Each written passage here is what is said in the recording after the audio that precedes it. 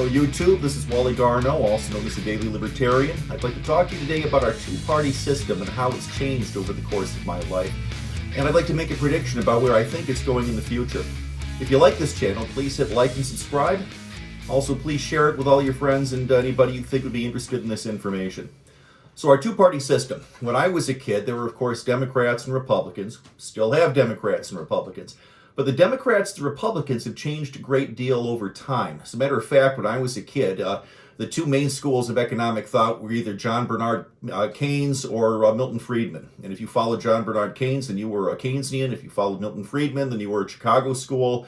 There's also an Austrian school of economics out there, but of the purposes of this conversation, we'll assume that the Chicago school and Austrian school are the same. They both believe very heavily in free market fundamentals. They have some differences in terms of how you measure the economy, but they both believe in free markets. So we're going to look at it in terms of Keynesian and Chicago school economics.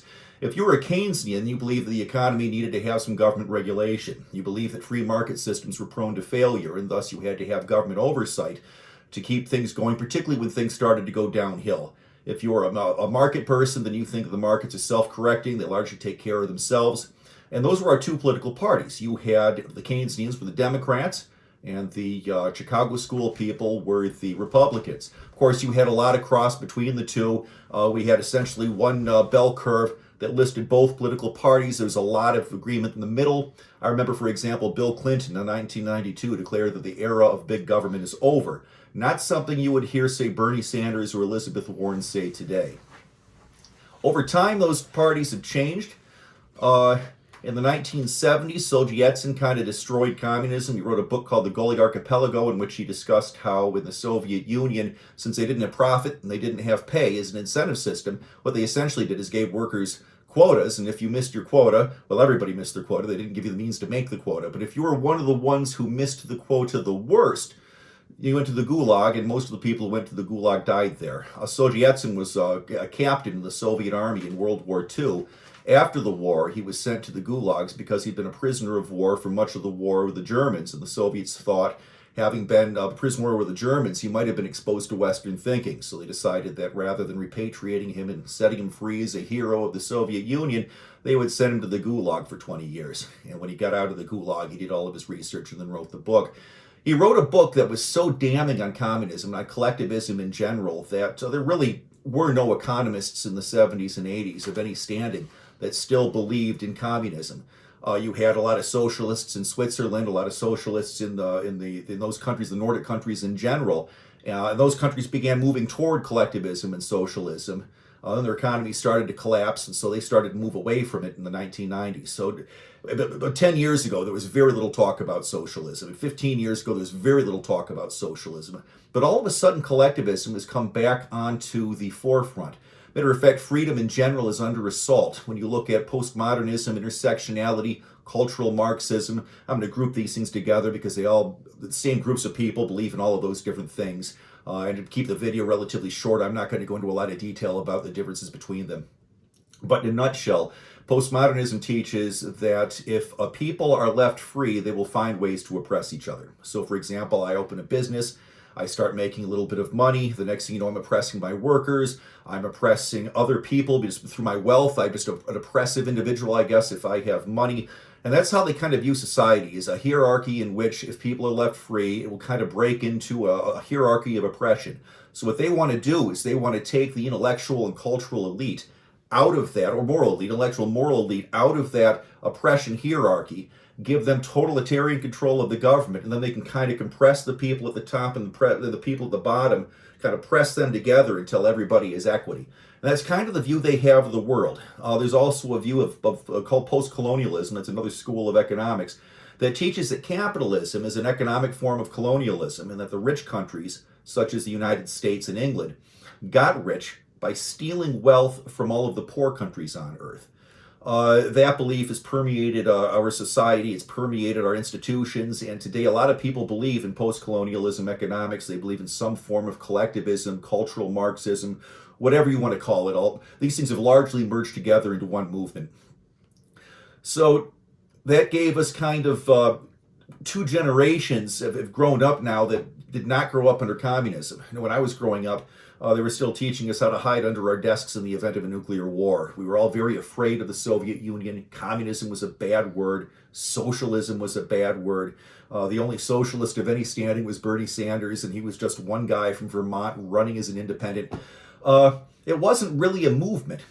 But now 2 generations later, 2 generations of people that have no memory of the Soviet Union, neither of my children have any memory of the Soviet Union, and all of a sudden, communism is making a reemergence in the 21st century.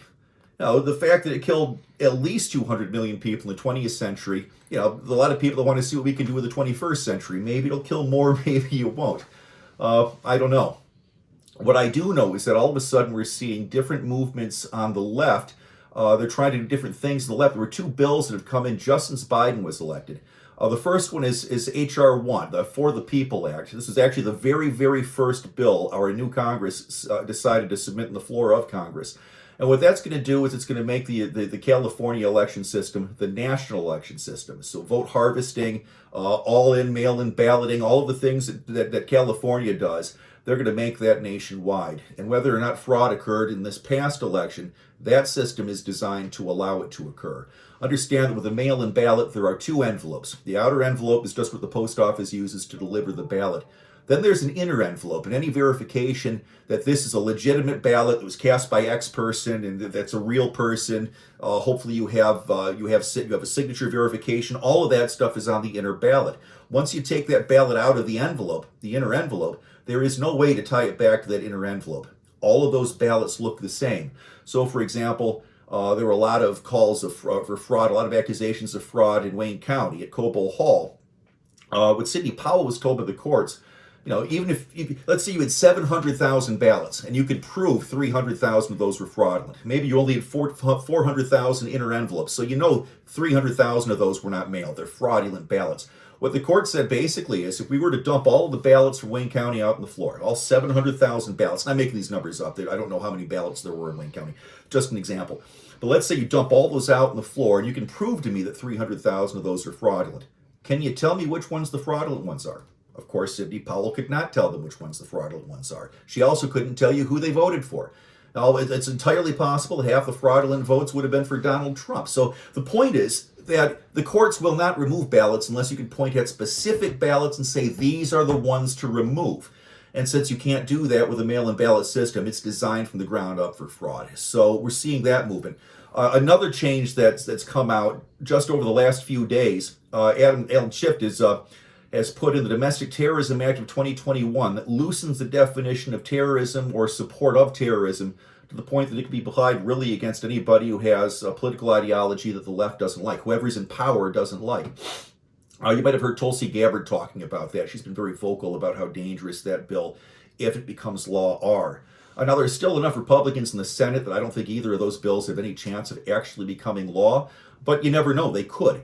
The point is that the left was really 2 parties, and the right is really 2 parties. Anybody who was a Democrat or a Republican 30 years ago today is a Republican. And in the meantime, you've got kind of a mixture of communism and fascism on the left. Fascists and communists don't get along very well because they disagree over the rights of private property and over whether or not profit should exist. Fascists don't like communists because they look at them as ideologues and they believe that communism, 100 million people in China, 50 million people, 20 million people, whatever it was in the Soviet Union, killed by the system. So fascists don't like that. Communists don't like fascists because they look at them as ideological sellouts. They view profit and pay as being criminal, as being morally corrupt, and so they can't tolerate any system that allows those. So you've got 2 parties effectively in the Democratic Party. And what I don't think the Democrats are aware of is that if their party ever does become a one-party system, fascists and communists really hate each other almost as much as both groups hate capitalists. They will tear each other to shreds if they are able to silence the conservative people in the United States of America. So that's what I want to talk about. I want to talk about how dangerous it would be for the Democratic Party to become a one-party system, not only because that's the end of freedom, not only because that means we don't have the freedom of speech, we don't have the freedom of assembly, we don't have all of the things that have made this a great country and that we've given to much of the rest of the world, but also because the 2 parties or the 2 groups that make up the Democratic Party would absolutely rip each other to shreds if they took totalitarian power. So thank you, YouTube. Thanks for watching. Again, if you like this content, please hit share and please subscribe. Thank you.